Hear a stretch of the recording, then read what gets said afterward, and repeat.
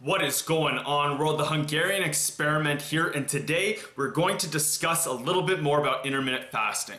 Now, a lot of you guys have been asking, how do I even start intermittent fasting?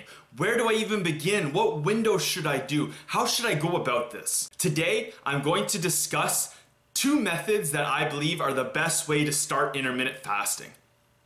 Now, personally, I like to do things really slow and real steady. I want to see how my body is affected day to day, week to week, and see how my body learns. Personally, in my opinion, I believe that life is situational. We need to learn to manipulate life to give us the results we want by adding as many tools to our arsenal as possible. Intermittent fasting, I believe, is a great tool to have in your arsenal because you can apply it to any single day, any kind of day that's going on in your life. If you have a day where you're going on vacation, you're gonna be driving for 6 hours. Fast for that whole time. You don't have to be eating that whole time, or you can plan it so that you're fasting while you vacation and you eat while you drive. Now, as I always say, make sure you guys go out and do your own research. Make sure you grow, make sure you're building that knowledge base up. So the two methods that I suggest for getting intermittent fasting into your life, if you've already done your research and you know a lot about it and a lot about the windows, is either cold turkey or slow and steady. As you guys know from cigarettes and all that kind of stuff, cold turkey means just completely stopping what you're doing. Just pick a window and go with it. Typically, most people, when they start off, they like to go with an 8 and 16-hour window. It's not too drastic with their life. So just apply it. Tell yourself, I'm just gonna do this. Fight through the mental and the physical pains, and eventually you will get there. It might take a week and a half to 2 weeks, but you will eventually get there. You won't feel stomach pains anymore, and it won't be hard on your life. It won't be detrimental. If you think your body and your life can handle it, then go for it. If you have an extremely stressful job where you need to be fueled up and ready to go, and you need to be constantly aware while you're there, then I don't suggest doing this. It might be hard, it might be stressful, so consider other aspects of your life while you're going through this. So just as it sounds there, cold turkey, just stop fucking eating. Eat the same amount of food within whatever window you pick and go for it.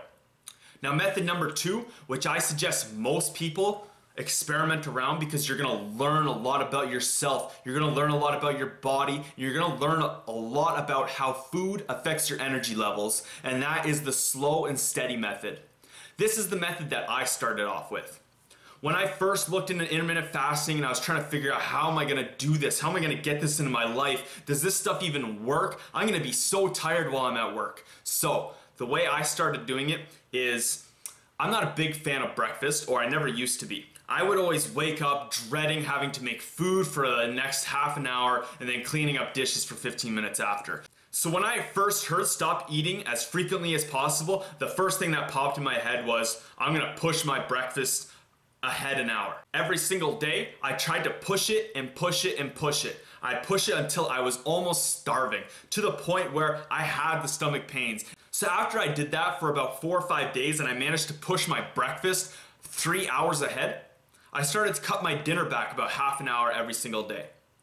Again, I would do this until I was like starving. If there was one night after 3 or 4 days where my body was telling me, you know, get that food into you because you might pass out, or get that food into you because you might not survive the workout tomorrow, then I did it. So I just told myself, you know, learn to manipulate this into your life, and then once it's in my life, then I can manipulate life around my food and around my lifts. And that's where I'm at now. So after about 3 to 4 years of intermittent fasting and starting off with the slow and steady method, I believe I'm at a great eating window and I am loving life with food right now.